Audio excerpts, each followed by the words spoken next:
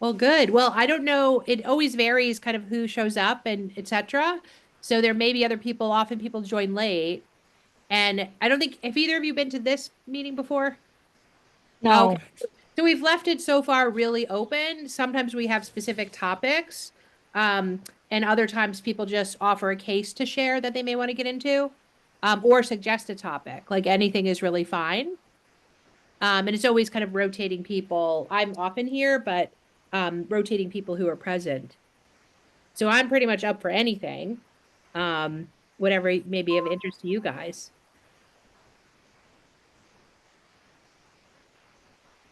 We can go by order. Since I came in second, I do have something, but it's rather complicated, so I'm happy to defer to the person who came first. Oh, okay. Um, so I work in an inpatient setting, which is why it's a little bit challenging with family therapy, as Michelle very well knows. Yes. And the setup here too, but I had a recent case of an 11-year-old child who had some pre-existing history of depression and anxiety, um, pretty intense post-divorce conflict with parents, and for over 6 years, he had 50-50. There was a 50-50 split custody Mhm. arrangement. And a week, I think about a week prior to his admission, so it was over a month ago at this point, his mom, who is married to another woman now, went to court while father was out of town and filed for primary custody because the father was absent, and uh, the child has a closer connection with the father, and that is mostly driven by his conflicts with the stepmother for the most part. And something else that played into it is that mom's former wife had physically abused him. Um, he also felt like mom was changing a lot more because of the stepmother who's been in the picture for the last 2 years. Although he said that there is no physical abuse, it is emotionally abusive, and she's very controlling, which we also saw elements of that during our family meetings. So the court order that mom got to stop any contact with dad was the precipitant for his admission. Um, and he sees so this child also sees a fellow in the clinic, Yes, I've heard who, about this case from the fellows. oh, have you, Yeah, yeah, for so, a so couple you of may have years. heard about the Yeah, yeah, case. Yeah. yeah. I was going to say you supervised them, so you may or Yeah, may not I've have heard at heard. least a couple times over the last couple years about Yeah, them. so the reason why I bring it up is there was um during the course of his admission, he, this conflict about, the court hearing, what's going to happen following the court hearing had been going on. And then his length of admission was over 1 month, which from an inpatient criteria level of care, he did Yeah. not meet it. However, he was very focused on not being able to stay safe if he was returned to mom's house. And then during the course of his admission, they went to court. Court lifted the temporary restraining order against dad, um, said that it was back to 50-50 split. And then unfortunately, the child got dysregulated during a visit with dad, and it had, from what we know, um, it was not related directly to dad, but seeing his father after over 2 weeks Mhm. was emotionally overwhelming. He got dysregulated. Dad tried to unfortunately manage him physically. Um, Staff intervened. Dad was very remorseful. He was like, well, I should have called maybe somebody for help. But the mom found out about it, goes back to court. gets Oh. another order saying that he cannot have contact with father. Wow. Amidst all of this, the part with family meetings and family therapy, the part that was challenging was uh, there was this constant sense of sabotage by the stepmother, Mhm.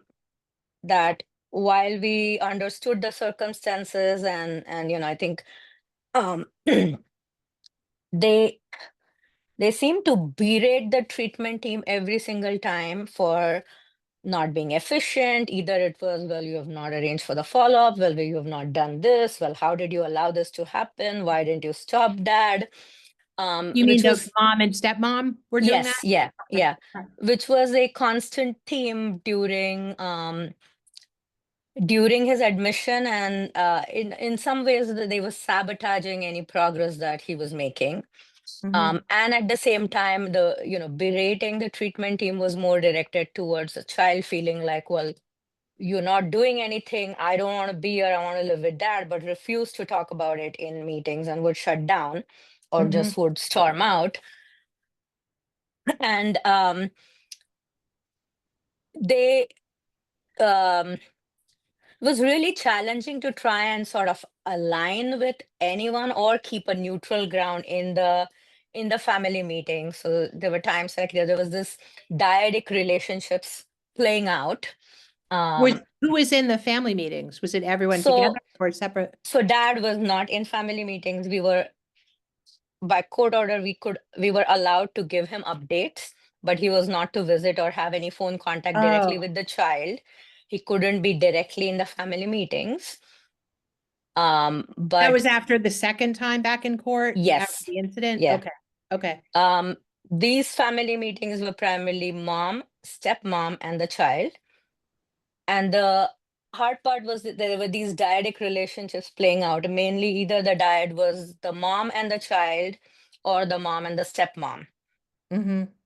Um, In other words, the mom's in the middle of that relationship, which is super yeah, intense and yeah, never been stable or yeah. positive. Yeah. Yeah, and I think for there were separate phone calls sometimes with mom, especially when we were talking about medications. And my sense was that mom could have been easier to work with if you were just focusing on a diet of mom and the Right. child.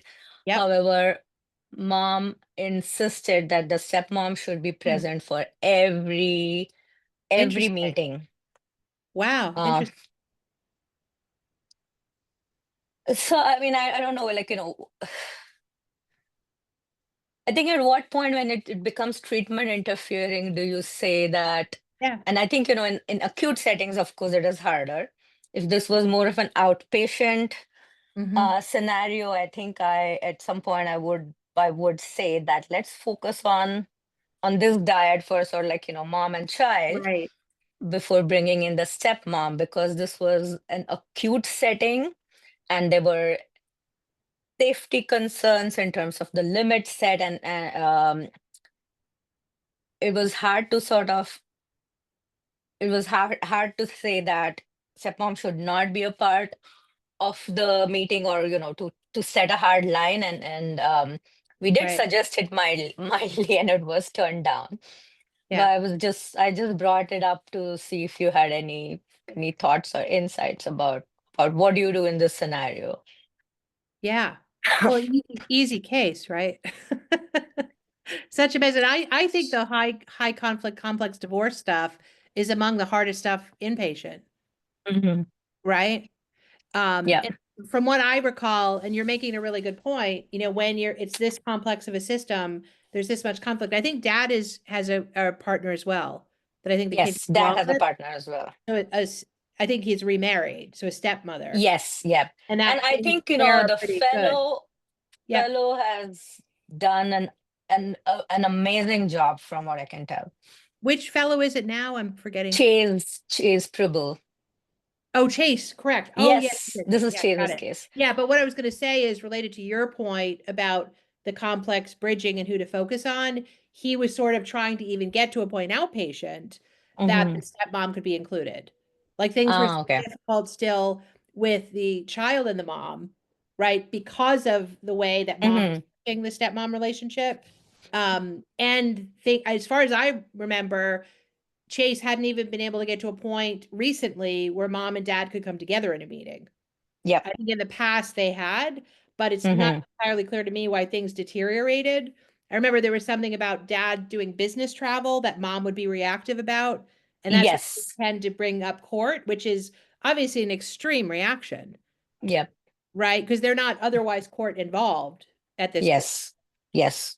You're right? And right. it was always a little bit unclear what message the mom was really trying to give, Mm-hmm. particularly when the child was so opposed to it. Yep. Does that make sense? And Yes. so I guess what I would bring up, that it seems like from what you're saying now, and I'm interested to hear what you want to offer, Richard, but right now the biggest challenge is because of dad being forced out of the loop. They're trying to sort of force the kid back into a system that's very unstable anyway, right? Whereas Mm-hmm. at least prior, not that there may not be some challenges with dad, but there were never any concerns like this that I'm aware of. Um, Without that as a buffer, because I think Mm-hmm. part of how the kid was surviving with the intensity of the stepmom conflict was the going back and forth. Yep. Does that make sense? So Yeah. figuring out how to get back there is obviously really difficult, right? Mm-hmm. But one of the things I tend to do in these cases, working with the parents separately, and if they it's really challenging that the mom won't do any time just with the kid. You know, one thought I have about that just on a practical level, then we'll come back to what I was going to say, but is at least having part of the meeting, even if mom and stepmom both come, at least Mm-hmm. part of the meeting to have just mom and the kid. And then Okay. have the step, you know what I mean? That would at least be a step. Mm-hmm. Because my guess is, from what I've heard about this kid, he's not even going to talk openly, Mm-hmm. right? But the real work, I think, is with the parents. And what I'd be wanting to really understand, if I could only ask one question, the question I would ask mom is, what's the message you want your son to have about Okay. this court process? You know, and you're leading the way for dad not to be involved in his life. What's really the message for him? I don't know. Mm-hmm. I have no idea what she would say. I don't know what she has said about that. Um, her perception of the father's overall life, overall role in this child's life is very skewed. Um, and without really, hearing the wishes of the child. And I think that the child, as you had said, your sense about what helped this kid sustain this dynamic for such a long time is absolutely right. The main thing for him was that, well, dad's house has its own stressors, but I don't have to tolerate constant arguments. Right. Um,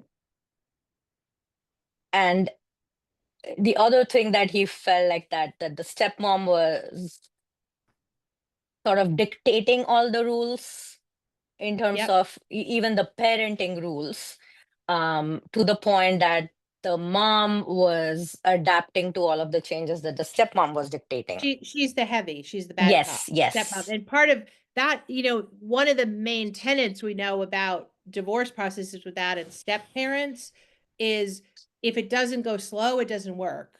Mm-hmm. The mnemonic for that I've read in books about this is connect before you correct. Meaning with any step parent or Mm-hmm. new relationship, if they jump in as a parent figure and are part of discipline without having a relationship, it never works. Right. And so Mm-hmm. in this case, like mom has pushed towards that, I think because it sounds like she has a struggle limit setting with the kid. But Mm-hmm. part of what has happened, as you mentioned, mom's former relationship, which I think was a number of years ago, I think when the kid Yes. was like 6 or 7 and he was Yeah. physically abused, um, mom attributes all of his upset about the stepmom to that. So mom invalidates him by saying, everything's fine now. She is not Mm-hmm. my ex. And it's really about so much more than that with the kid. Does that make sense? So Yeah. helping mom and the step parent understand that, because the way I always frame that stuff is if they want to invest in a positive relationship between step parent and child, it needs to go slowly. Mhm. It's always shocking to me how little families often talk about these issues. Never mind give messages to kids. Do you know what I'm saying? So if we heard the Yeah. story of how stepmom entered this boy's life, my guess it was pretty precipitously. And it Mhm. wasn't with mom being aware of, gee, what's going to be hard for him about this? Does that make sense? So it's like Yes. Yep. they've skipped so many steps that now it's like this big pile up. Because of course, the other thing in an ideal situation, which this is obviously not, ideally, mom and dad would have been having some of those conversations, Mhm. right? Because I always try to be really proactive with people divorced. If you are in a relationship, how would the other parent want to find out about it? Right? Ideally, the parent has a heads up before the kid meets. Mhm. Does that make sense? I've had some Yeah. situation, in fact, where it's more in that mode where the like the other parent would have already met the partner before the kid even did. Right. And there's obviously a spectrum and we can't force people, but we know it's also going to go better if the parents are united in terms of everybody's role. Mhm. Right. So I don't think there's been much of any conversation here. What does dad think of stepmom being involved? What does mom think of the other Yeah. stepmom being involved? Right. So with the Yeah. four I adults, mean, the kid is dad left. Yeah. dad Looking had out the some door. choice words for the stepmom. Yeah. Um, and I think, I don't know whether the child is picking up on some of dad's sentiment about the stepmom, but Yeah. it was quite, my thoughts were aligned with what the child's perception was based on what I was witnessing. And both the That stepmom psychologist is and the really harsh, you mean? Stepmom is really harsh emotionally? um harsh, and at the same time, there's certain very, very interesting dynamics, even when it was just the mom and stepmom in the meeting. This is the part of the meeting before the child has joined in. We're just Yeah. checking in before the child is brought in. Um, which, this would not be happening if it was an outpatient setting. They would Yeah. all be together. And I think that's where we would pick up this sense of sort of trying to sabotage even before. Now we have prepped the kid to bring the kid in, and even before that, the agenda that we had decided for the meeting has completely now hijacked. And then the other Oh, dynamic that was quite noticeable was, so mom works for, and I don't know whether I'm reading too much into it, but I think overall it contributed to who these women were as a couple and as parents. Um, Mom would wear her lifespan ID, and she was the facilities manager yeah. at Hasbro. But she Yeah. would always wear her ID whenever she would come to visit, during meetings. The stepmom is a teacher in school. Her schedule had to be respected. All the meetings had to be planned according to her availability. She would come with information or things that she had learned in trainings in school and tell me and the psychologist that have some resources and this is fascinating and blah blah. There was this tendency sort of, trying to show who's the boss. Yeah. Yeah. Probably because they're feeling so out of control, Mm-hmm. right? And it's they feel a lot of shame, etc. But Mm-hmm. what is the agenda that they have with the kid in the room? What is it that they're wanting to do? So, for example, so the child started rejecting visits and phone calls. He wanted to talk to mom, but not to the stepmom. He didn't even Oh, want her to visit. So then, once mom started saying, well, if we come to visit, we are coming together or we are not coming. wow. So he Okay. started rejecting the visits. Then they wanted consequences to be put in place for the visits. How can you allow this? This is your fault. This is, on one hand they wanted him home, on the other hand they were concerned about him. um we had talked about other ways of, we can't be punitive, we are not taking a punitive approach, but how do we get him to engage? Whether you could write a letter. So they did write a letter, um which he received well, and then he started visiting again. um But I think there was also some guilt and shame around the incident of dysregulation that happened with dad, and a Yeah. lot of blame towards himself. And he That must now also the be angry at mom for going to court. Is he he angry about definitely that? was, and he was very vocal about it. Yeah. But he would tell us clearly that there was no point in saying this to mom directly. He would say it in short, in a few sentences, but he would not go into depths during conversations with mom, also because stepmom was in the room. And is mom But able to be empathic at all about that for the kid? Say, uh, I know this is really hard for you not to see your dad, or she can't even do that. from what, not during meetings. She really can't. Wow. That's really profound, right? So Mm-hmm. it really is this kind of control battle, partly Yeah, between the team and these two women about their yeah. parenting roles. Meanwhile, they've skipped all these steps. So the other thing I was going to say about it, it's so profound to have this happening on a unit where mom won't even take a minute alone with the kid, because in life in general, that's the other thing that we know, Mm-hmm. regardless of how old kids are, when they're going back and forth between homes, they need some one-on-one time with their parent, separate Mm-hmm. from stepmom. Does that make sense? And it Yep. seems like in this case, like the kid has gradually lost all of that over time, Yeah. which is partly what's eroded his relationship now with his mom, which I think used to be okay. And I mean, okay, relatively. Does that make sense? So Yeah. it seems like part of what happens in these cases is the adults literally don't have any sight on what's hard for the kid about any of it.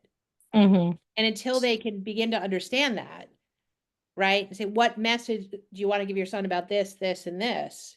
Right? Like I'd even be asking them, what message do you really want him to get about the Mm-hmm. fact that you both disagree so strongly with him having any conversations just with his mom? Like, how do you want him to understand that? Because Mm-hmm. when you do that, it automatically pulls everyone to be thinking about the kid, right? And I think they would have a hard time. Yeah. Like I can't imagine what do you imagine they would say about what message are you giving when you won't even let him have a Yeah. 5 minutes with his mom? Well, we saw some of this, I think, although we did not ask them directly what message are you trying to give, but so 2 days ago he was discharged, and what happened was the day before we had our first successful meeting where all three of them were aligned. Because he said, well, and I had asked him the day before, I understand that this is what you want to live with dad, but as it stands right now, that is not happening. You tell me you're frustrated being here, you don't need to be here. What should we do? Um, at what point do you think that we should start looking into, problem solving, how to make this better and sustainable? Um, and he surprisingly sort of, turned around that quickly and said that, you know what, I think I just want to go home. Yeah. So Oh, comes poor kid. prepared. Poor Yeah. kid. So, and there were also a lot of other things happening in the last couple of weeks, that the targets for discharge kept changing because the disposition that the mom and stepmom were demanding kept changing. We explored everything from partial level of care, which I think that's what he actually needs, Yeah, definitely. um, to even pursuing craft like residential, Wow. CBAT, because Yeah. craft said, well, if the parents cannot be on the same page, this is not a good, our treatment model is not good for them. Well, but that's kind of crazy. Like they could Mhm. start out working separately with them. They all want to help the kid. Like that doesn't They make any have their own sense. Yeah. criteria about, I think, it's also because the child was um, a few months away from turning 12. Oh, okay. And then generally their upper limit is 12 years. So they Okay. want to Well, make that's too sure bad. that this child is not going to get stuck. Because ideally, what you would basically be doing is putting the kid on ice and having the adults do all the work they need to do. Mm-hmm. Right. So I could totally understand why you would bring that up. Yeah. Um, then they said, well, we don't want to pursue residential through DCYF because that's the only other option. That's Right. not what we need. Again, it was our fault that's what that's the direction we are working on. I'm like, no, that's not our recommendation at all. But we ideally think that working the direction of getting him home with supports is the best direction. However, if he is really stuck and saying, I can't be safe, that's why we are open to exploring alternatives, but alternatives that work for you. This was your request. Then they had us pursue, he cannot go to an arts program in Rhode Island because of his age. So then we were pursuing options for CBAT, because he's a Massachusetts resident. Mhm. And that was sort of in the works. But then now that he started saying that, you know what, I think I'm willing to work towards going home, that was on hold. So we had one successful meeting where all three of them were aligned. Mhm. And I think the reason why, we were surprised, the psychologist and I were surprised, because we thought the moment we proposed that he's on board, what do you guys think?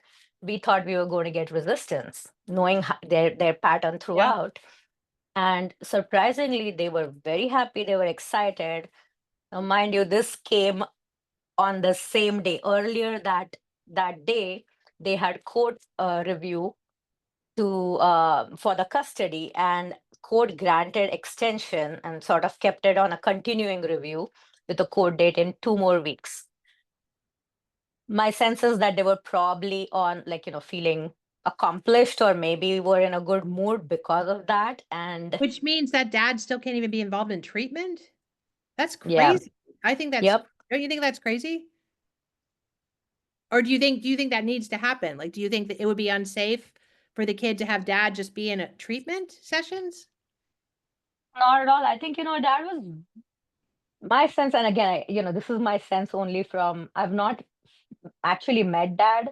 I've had phone conversations with him, but he was very appropriate Mhm. throughout. Even after the whole incident where he had to restrain the kid, and he said, well, he said he got punched in the throat, and he said, well, I know he was not doing that intentionally, but he was sobbing. Yeah. Well, at the same time, he was very mindful, and he's even when at the very beginning, when the child could have supervised phone contact, but the child was not calling him, and he said, well, can you let him know that, just tell him that I love him. He doesn't have to talk to me if he doesn't feel like it, and was very Yeah. appropriate in asking us, what am I allowed to talk to him about? I don't want to Right. upset him. Where do you think he's at?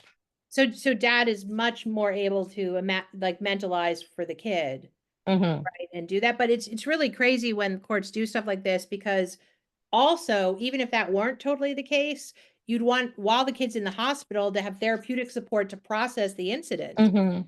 Which it sounds like dad could certainly do, Yep. right? Which would obviously then be good for court to know that the dad appropriately participated in therapy, et cetera, Hmm. et cetera.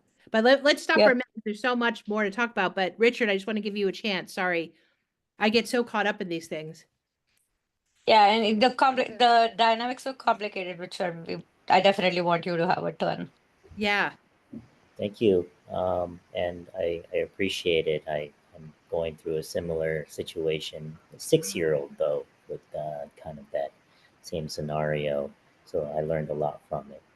And there was no problem at all. My question is actually, it's a kind of might be a bit unusual. So when I saw this mentorship, I was like, wow, maybe it's a good idea to bring it up. So the story goes is, Okay. Oh, you're going to start another case, which is totally fine. But can I yeah, just say a couple things just to wrap up? Is that you okay? probably should. Yeah. But that's great. Is that okay, Aditi? Okay. So what I was going to say, just trying to, because again, this is such a long-term piece of work, right? Like I have some cases like this that are like years of work ultimately, but in the immediate time, as you started out saying, the hardest person to join with here, who currently has a lot of power, is the stepmom. So one of the questions, if we think about how to join with everybody, right? Stepmom's the Hmm. hardest. And so I'd want to take a little time, and you could do it with mom in the room, that's fine. to really get more below the surface with her, right? And really in a respectful way. Clearly, she's very intensively wanting to parent this kid, right? And the kid ultimately knowing that the stepmom really wants to be there for him, right, is at least a starting point. But I guess even though it feels like we want to always protect the kid from her, I think we have to lean into her a little bit more to see if she can start to broaden her message.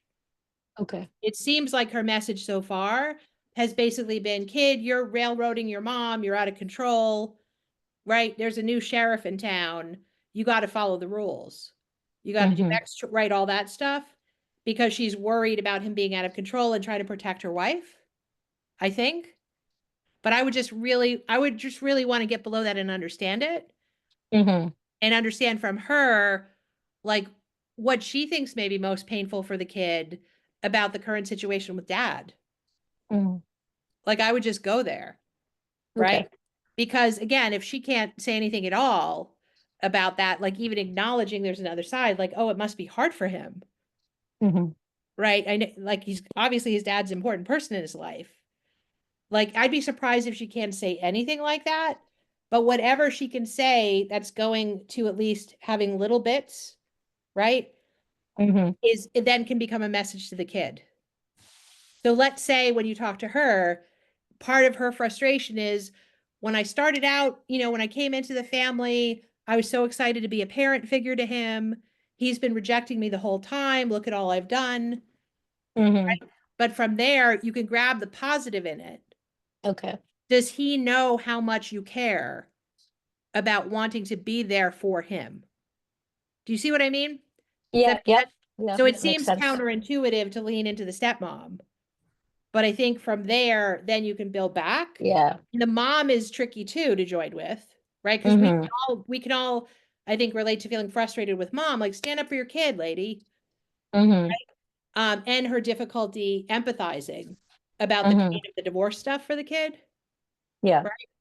But I think, like, for mom, part of her challenge and pain has been being in the middle of the stepmother and the kid. Being able to talk about that. Like, even to say to the stepmom, what do you worry is hardest for your wife? Right? About the ongoing tension between you and her son. Right? I would hope they could get into that. Oh, well, it makes her feel like she always has to choose between us.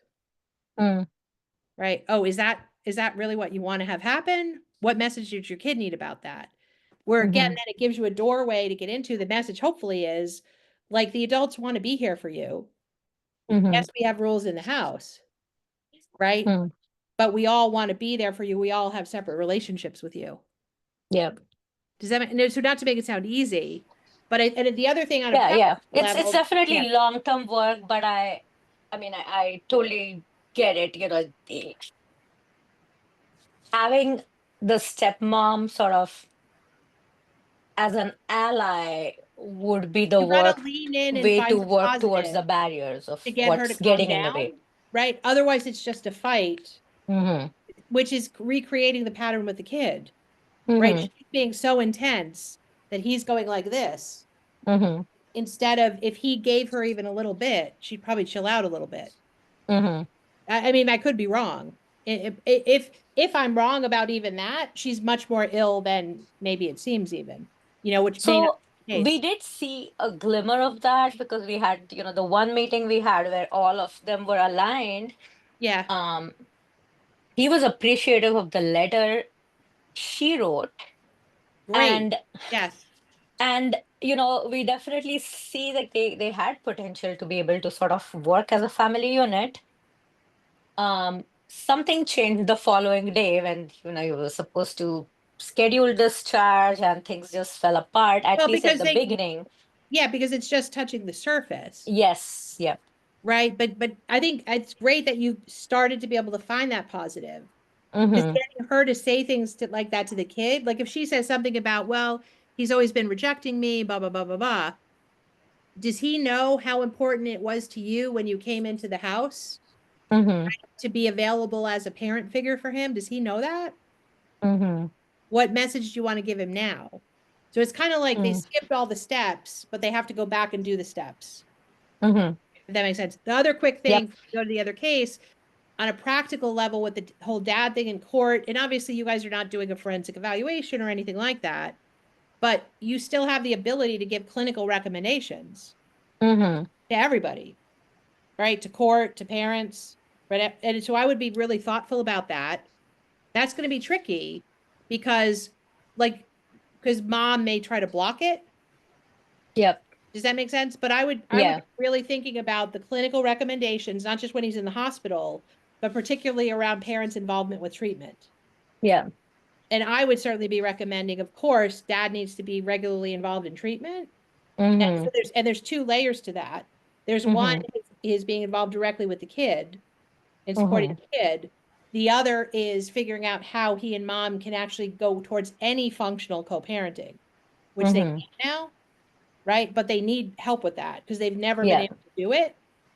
And this is part of it boiling over between Yeah. the combination of the inability to have any functional co-parenting and the stepmom dynamic. Mm-hmm.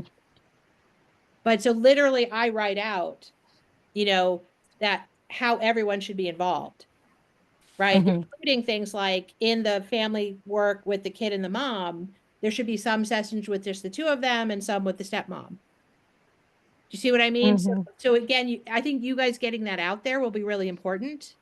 Mm-hmm. And I would be going over it with everybody Yeah. because that's something when you walk through, you can go over with Yeah. mom and stepmom, you can go over with dad. And then I don't know if you have a direct channel to court. Has court asked for anything so far? No, but I mean, because of my role and because this is acute care, what I did do is um I wrote that he would benefit from a court-appointed guardian ad litem. Awesome. Yes, that's the other thing for sure. Yeah. Absolutely. But I would just try to flesh that out a little bit more in terms of what you're Mm-hmm. really recommending, Yeah. right? If I had more time, I think I would have tried to work towards that. Um, our last meeting as he was discharging was Oh, rough. he's already discharged? So he just got, yeah, he does just got Oh, discharged yesterday, but it was rough because then they tried to sabotage discharge, but when we asked them directly, what is it that you want? Because we were trying to problem solve everything that they said is a problem for him leaving, they didn't have an answer. right. So yeah, so things remain very unstable. And of course, it's Yeah. been more complicated with Chase leaving in a few weeks, Yes. who I think Yeah. this kid has had a really strong relationship with Yes. for now And I going think on he almost he 2 years. would do better with a male provider. Yeah. Um, and I think that, Chase's graduation is sort of playing into all of this as well. He Yeah. feels like, there's the sense of abandonment, dad because of his work, Chase because of his graduation. Is he likely going to stay in the fellows clinic at least? I believe so. So more immediately he was referred to home-based, but with Right. the plan to return to Chase. And again, the thing about home based, of course, that can be really helpful, but it's such a different focus. They're not going to deal with any of this. Is the problem, Yeah. right? That's the problem. Yeah. Um, okay. So Richard, why don't you go ahead? Sorry Thank you. about that. I just wanted to I really close the meeting appreciate it, here. Michelle. I'm going Yeah, to yeah. mute I myself while Richard talks about I feel this. your pain on these cases. No, I'm gonna probably use that joining exercise myself. Oh, good. With the Yeah, divorce one. Yeah. yeah, because I'm Yeah. outpatient, so I can definitely use that strategy. Thank you for that. Yeah. So mine's actually maybe not as much clinical. What happened is that I'm actually got involved with a case, not my patient, but what happened is that in the kind of a Los Angeles area, there was a family that ended up having their son killed by the police officers when the son had a psychotic episode. Yeah. So it was a involuntary was called. I mean, process was basically healthcare mental health care worker was sent over there. They evaluated the son to be a danger, so the police was brought in. Police was police when they tried to get the patient um, uh, in whatever ways, whether it was involuntary or arrest. He had a knife on him, and he was going through a psychotic break. So then he ended up with.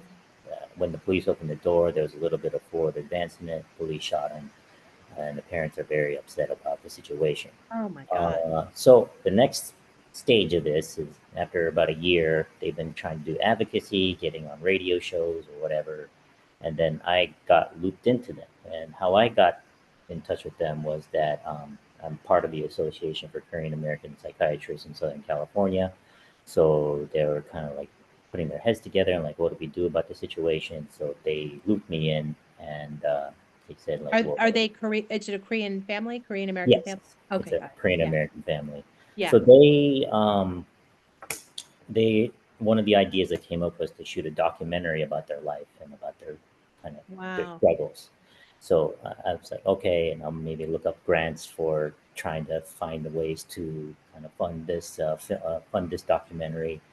Um, and After meeting them a couple of times, I've noticed that it's kind of like the boundaries are very hard to blur and not blur because you had to develop a relationship with them in sort of a way because we are working Yeah. together. We're going to film. We're getting their permission to film their life and share their story, which they Yeah. don't normally like. But at the same time, they're starting to kind of buddy, and it's like I'm not sure where the Ah. line's supposed to be.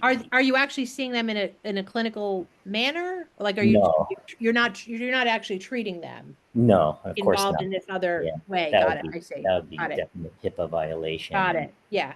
And some are of they it. some supportive care, like clinically, or no? I believe not. Okay, got it. That's the other thing that's kind of tricky. I mean, it'd be probably ideal to recommend treatment. I think their way of sort of like self-treating right now is to be involved in this advocacy movement. So Of course. Yeah, find meaning. Yeah. by meaning and meeting other families that went through the same situation. Um, yeah, I noticed like they sort of need that sort of like friendship, but it's kind of like the lines are difficult because Got I'm it. trying to be a doctor. Am I a doctor here? Am I a Yeah. colleague? Am I a friend? Yeah, that's a fascinating question. What's been your own answer so far? Like how you formulated it? Well, I mean, he did send a Facebook request, friend request. So I was like, well, I don't really put anything crazy on Facebook, so sure, I'll link with you. Um, but some of the things that seem somewhat uncomfortable is like he has more of like of course he's going to have the agenda side, like the police did wrong to my son. The police, the system is completely messed up and wrong, effed up. We need to fix the situation. On the other Yeah, hand, we're psychiatrists. We work closely with the police. We have relationships with the police too. So I'm kind of getting tugged and like, well, yeah, the police are in a difficult spot where in that when they're in that sort of situation. So and of course they're going to tug more towards like you need to denounce the police. Tell them I that see. even I see. And who's deciding the content of the documentary? Are you directly doing that or? No, I enlisted that to a friend, and Oh, thank thank God. goodness. So at Yeah, least that can be done by someone else. yeah, and I'm actually trying to like back out on like being involved too much with the documentary. I don't mind like helping setting up the LLC and funding and the I see. groundwork, but like getting myself to interview in that movie, probably not. I would. Got it. There's another doctor that's kind of loudmouthed and very vocal, so I think he might be good for interviewing, but. Wow. To Yeah. me it's like uh, it's uncomfortable. I don't mind Yeah. reaching out to the family and helping them, but like Yeah. speaking on behalf to denounce the police, that's sort of. So one question you're getting at that's very specific with that, especially as your role, it sounds like may become less, right? Which will help with the Yeah, boundary thing, is what message are you going to give them as you do it? And how do you answer when they're directly asking about the police, right? Like that's a fascinating question. But I yeah, think it needs to have some kind of message, yeah. right? My I think the good news is I think he's not they are in the process of a civil lawsuit, but I don't think their main goal Yeah. is actually like grabbing money. Their main goal is to kind of focus on systemic change so that Exactly. that this doesn't happen again. So I can definitely join and unify on that message. Like when we Exactly. And that's where you can literally say in that message, like, I do have a relationship with the police force in yes, all these different ways. yeah, And I agree with you. I want to work to support them, right? Doing what they yes, need to do to change things, yeah, right? But in order to do that, I need to maintain a relationship with them as well. yeah. Something Police. like that. Yeah, and I'll also add LA Department of Mental Health because I know they're really angry at LA Department of Mental Health. Yeah. They felt like Yeah.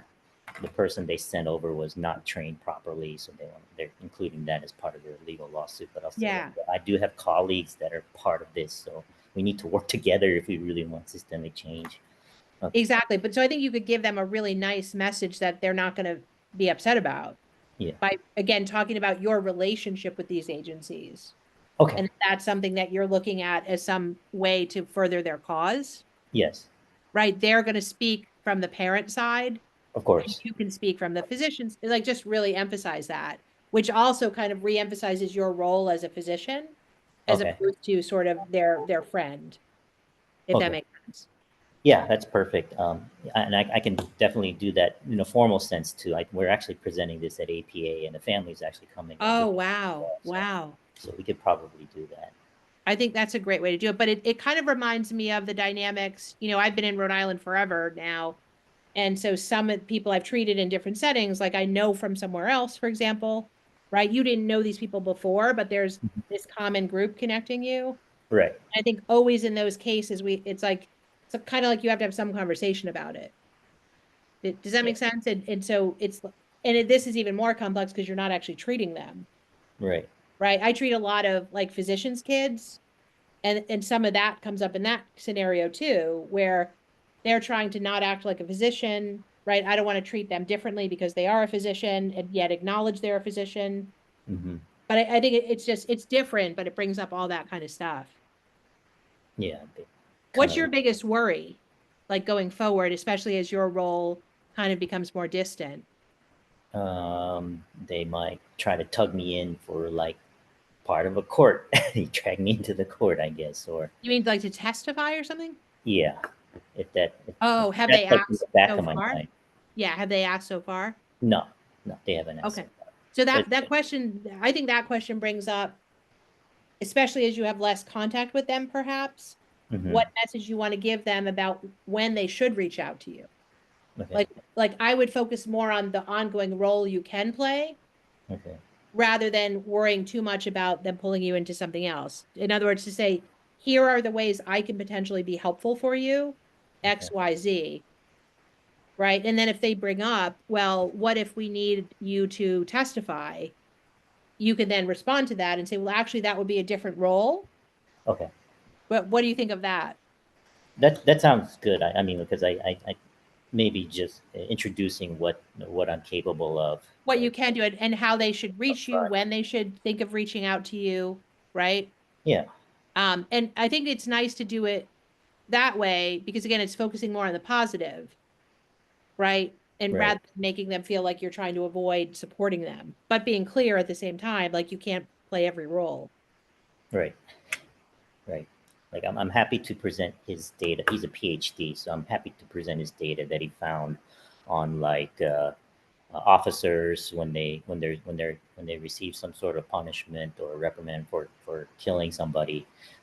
There's less police shootings in those countries. So those, yeah, great. And then you Wow. can find primary sources for that. I'm happy to present that. Sure. Thank Yeah, but you. that's a wonderful thing to again focus on. Say, Yeah. I can be a voice for some of the data Yeah. continuing to work on. Yeah. So let's keep in touch about that. Yeah. Yeah. And it's complicated, I think, because his son is about the same age as I am. So it's there's just Oh, sort of like wow. a little Wow. dynamic there too. Have they actually like invited you out or anything like that, or invited you to their home or anything? No, Not. not really. Uh, it's kind of blurred there, but yeah, they kind of more, just, yeah, tricked me. Kind of, not to that point yet, thank God.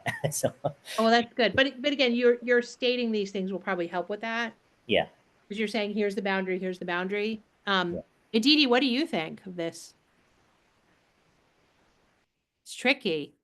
It's so complex, and I think the whole, even their experience, it's just so tragic.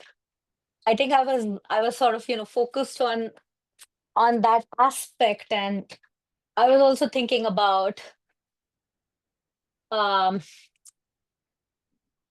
that, I think at the same time, it sounds like this family is so very connected to you, Richard, that um you've been a part of their journey, grieving the loss of their son. And I think the boundaries are sort of very, very tricky to manage. And it seems like, they really want to sort of, they feel connected with you, and that they're sort of, I wonder whether they're seeking ways of sort of staying connected with you. It's like a trauma bond situation. Yeah, yeah. And we feel that too. Like, I think it's often in the most traumatic cases, because it Mm-hmm. pulls us so much to be being like, we're all humans, Mm-hmm. right? That then it sometimes pulls us to want to do more, Mm-hmm. right? Which isn't necessarily good, but we just have to be aware of it, which you very much are, it sounds like. Is that part of it for you, do you think? What Aditi's talking about? Uh-huh. Yeah. Yeah. Yeah. I mean, like, I'm sinking some of my own money into like funding this documentary and stuff like what the hell am I Wow. doing?